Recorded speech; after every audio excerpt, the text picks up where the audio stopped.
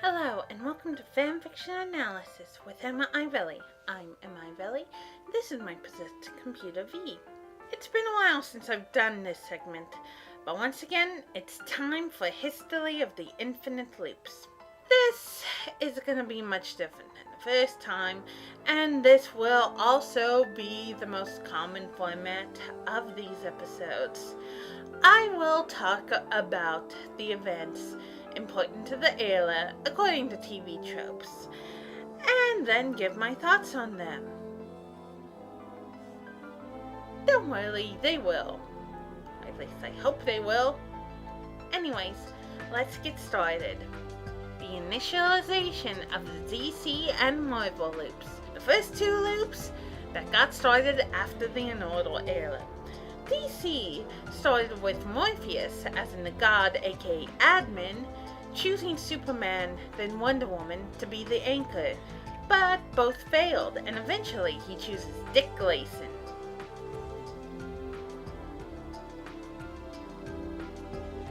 With Marvel, no one was sure who the anchor was. There were so many candidates that people thought might be the anchor. It was eventually revealed to be Peter Parker, aka Spider-Man. My thoughts about these two worlds are simple. It makes so much sense for these two to be the first two after the original 7. I mean, there's so many characters. There's so much going on. There's so many multiverses. Not to mention so much history. Decades upon decades of stories. This, I agree, makes too much sense. I do have one complaint though. There is no effort to make a fanfiction.net Marvel compilation. I mean, there was a small effort with the DC. It didn't go very far, but at least it was an effort. There's nothing with Marvel. That just strikes me as bizarre. So yeah, it's a good sign that my complaint has nothing to do with the plot. Anyways, next point. A heavy lies in branch initialization, fused loops, variant loops, and crossover loops. This one speaks for itself, not much to say. I mean, so many series were added to the loops because of this, and yeah, I don't even have anything thought-wise, so let's get to the next point, which is probably the most important event in all of the loops. The initialization of Equestria, aka the My Little Pony Friendship is Magic loops. Yes, seriously, this has to be one of the most important, if not the most important event in the loops. Twilight Sparkle, the anchor of this loop, is often lumped in with the original 7. So yeah, Anodal might have started them, but the Ponies cemented them. Then there's also the fact that Equestria is a sanctuary loop, meaning if you need help, the Ponies and other loopers will give it to you. Although it might not work, and I will get to that in a future episode, it does often help. Now about my thoughts. If it wasn't for Ponies, I would probably have never heard of the Infinite Loops. Ergo, I would not be talking about this right now. So yeah, when I say that it's the most important event, you can see why I consider it the most important event. So, next point, which is still connected with the Ponies, the initialization of the Warhammer 40,000 loops. It was jump-started by the Ponies. I am not kidding. Fluttershy ends up placing one of the characters as his son, and he becomes the anchor of the loops. I am still not a fan of this game, but the two worlds continue to interact a lot, to the extent where the anchor ends up with a My Little Pony fan character, to the extent that they actually get married later on. I am not kidding, but I will get to that later. So yeah, I don't have many thoughts because I'm not a fan of the game. I'm a fan of Ponies, but not that game. But the two loops are close, so it's hard not to talk about the two loops often in the same sentence. So yeah, Anyways, next point. The lies of MLEs, malicious looping entities. Malicious looping entities are villainous loopers, but those are rare.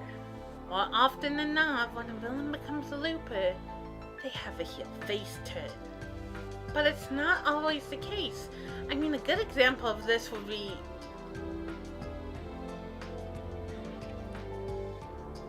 actually, that is the example I was going to give.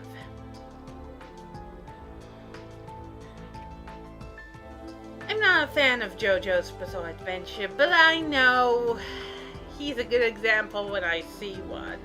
So yeah, he causes all sorts of problems, often killing people.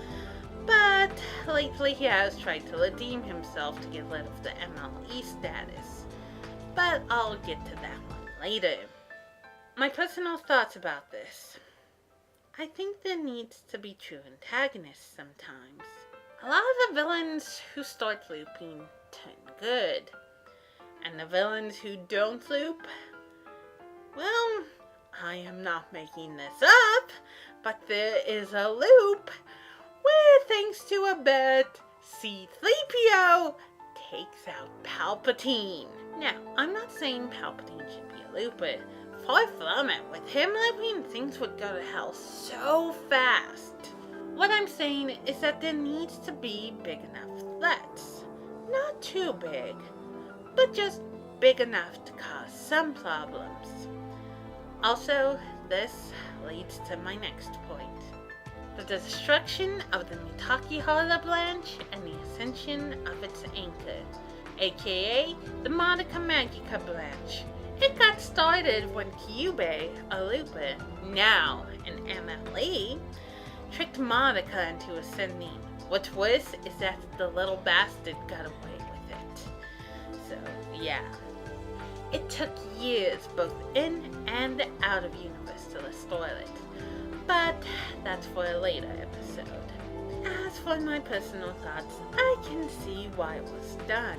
Madoka does become a god at the end of the series, so she's perfect to show why becoming an admin would be a bad thing. Also, the series involves a time loop. Granted, not all of the spin-offs deal with it, but yeah. Though, honestly, this, I think, was a really bad idea. And I'm not just saying that because I'm a fan. A very popular series where the characters are put through the ringer. Yeah, you could see why people would want to write about this series, so that they could have happy loops, even if said loops are insane. I can see so much why people wanted to restore the loop, but I'll get to its restoration in the future. So, next point, which is the final point. The initialization attempts of the Mega Man loops. The final events of the era. Mega Man was very close to what caused the loops. The entire branch was super glitchy, and just starting the loops was causing so many problems. What was worse, there was a virus. A virus that wanted out of the loops. During a fused loop, something happened. Something very terrible happened. But I'll get to that next time I cover loops. Yeah, the Clash honestly needs its own video, so... yeah. So, anyways, final summary. So yeah, those were the big events of the era. But Lily, I only covered the surface. Star Wars, How to Train Your Dragon, Avatar The Last Airbender, and even more got started in this era. These were originally omakes in a series, and in a sense, just second thoughts. It's now a bunch of authors, so many, creating so many stories, when originally it was just a bunch of anime characters and Harry Potter doing whatever. A know-it-all may have started it, But the many authors since then, with this era, this is where it truly began. It's actually quite fitting if you think about that the ponies are the true stories of the loop nowadays. Originally, it was a bunch of anime characters and Harry Potter being jerks to everyone, but now, the ponies? Well, if you have a problem and you need help, no matter what, they'll do it. Yeah, but it sure doesn't feel like it. I mean, Marvel still doesn't have a presence on fanfiction.net, and DC was only a token effort. So, yeah, might have started with them, but the ponies took over quickly. Well, that's it for today's episode. Hopefully, I'll get back to the loop sooner rather than later. Yeah, you're probably right. So, anyways, later!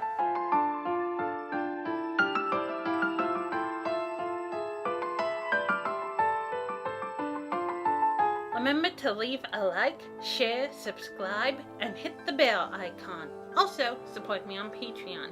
The link is in the description.